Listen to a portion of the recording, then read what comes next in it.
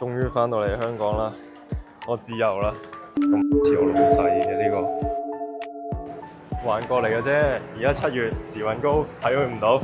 喂，阿偉呢度啊！唉，我知你今日翻嚟做完嘢咁辛苦，我專登過嚟接你車噶嘛。唔使我自己翻去。喂，聽我講埋先啦。喂，咁啱啊！琴日咧早2日出咗價單，西九龍有叫瑞景啊。你知唔知我哋呢個高鐵站而家呢個位過去6分鐘㗎咋？我哋過去睇埋先啦，睇埋我哋再翻屋企休息啦，好唔好？喂，行啦！嗱，係咪喺快到啊？6分鐘嘅車程，我哋就嚟到南昌站啦。係咪呢度啊？快啲啊！好攰啊！唔係，呢個叫匯晒，佢咧一房單位賣緊13萬，開放式270尺嘅單位賣緊800萬車。我哋咧去緊個屋苑就係透過呢啲有蓋嘅行人天橋，就可以直接到我哋嘅屋苑瑞景啦。喂，咁點解我唔買古洞站啊？古洞站連車都唔使搭，呢度仲要搭5-6分鐘。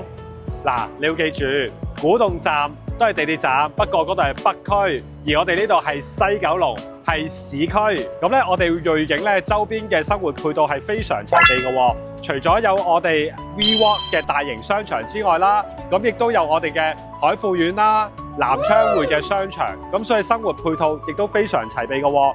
街市亦都係喺周邊喺附近。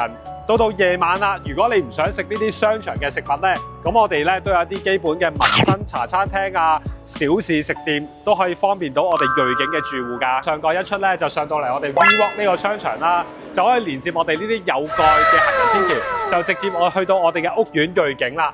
正見到天秤個位置，校網雖然係40校網啦，但我哋都有啲好出名嘅學校過，包括我身後嘅英華書院啦、聖方濟各小學啦，中學嘅都有2間嘅喎，就係純真書院啦，同埋呢個會計有英文中學嘅。話咁快，我哋透過天橋系統咧，就嚟到我哋身後瑞景呢一個嘅樓盤位置啦。眼見周邊嘅環境咧係非常開揚㗎，所以咧每一個單位咧都可以望到一個好開揚嘅景觀啦。而望到我哋身後面咧，就係已經一步之隔可以上天橋，直接去到我哋嘅南昌站上蓋地鐵站㗎啦。瑞景咧位處市中心啦，交通咧除咗啱啱港鐵站咧，其他都好方便㗎喎。眼前就有一個巴士總站啦，咁我哋呢個巴士咧就可以過海啦，去九龍塘啦，去將軍澳啦，去其他地方都可以好方便㗎喎。所以唔係單一隻可以靠港鐵㗎。你喺 City Walk 嗰邊沿途經過呢條天橋啦，咁下面有個巴士站，上面呢個係咩嚟㗎？嗱，呢個屋苑咧就叫做海達邨啦，咁一啲係新型嘅公屋啦。而大家再可以睇下我哋嘅右手邊喎，呢個就係海達苑，亦都係一個新型嘅居屋嚟嘅，都係政府賣出去嘅。咁另外一個天橋位置咧，就係直接駁過去我哋對面屋苑叫做碧海藍天，下邊咧有一個大型嘅AEON嘅 shopping mall， 所以呢邊嘅生活配套真係非常之齊備㗎。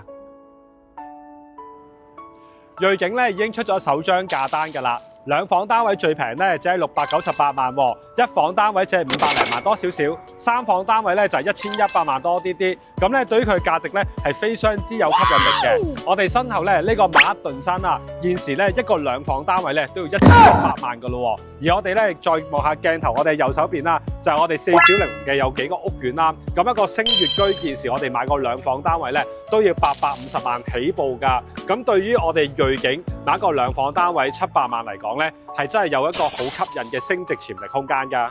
喂，到時我買咗，你幫唔幫到我出貨㗎？點樣賺啊？幾時賺㗎？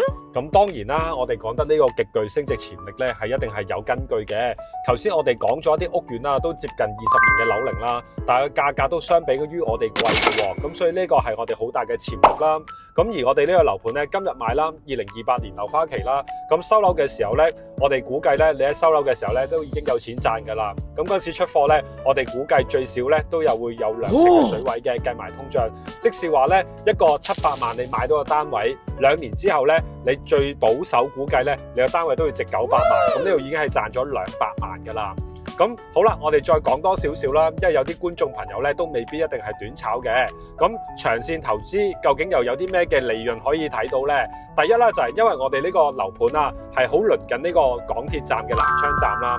咁我哋周邊係一啲有非常優質嘅租客㗎喎。咁包括啦，就喺奧運站啦，有一個中銀嘅大廈嘅總部啦，亦都有匯豐銀行嘅總部啦。咁呢啲都會提供一啲好優質嘅租客嘅。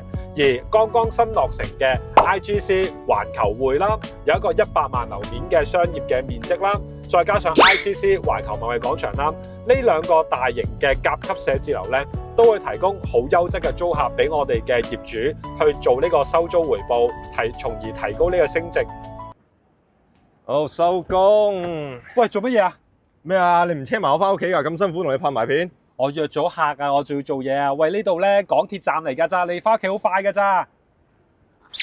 咩人嚟㗎？就咁啦，就咁啦。唉，我去華潤見工啊，橫掂華潤嘅員工買瑞景有1%嘅折扣優惠，都唔知咩人嚟嘅呢啲。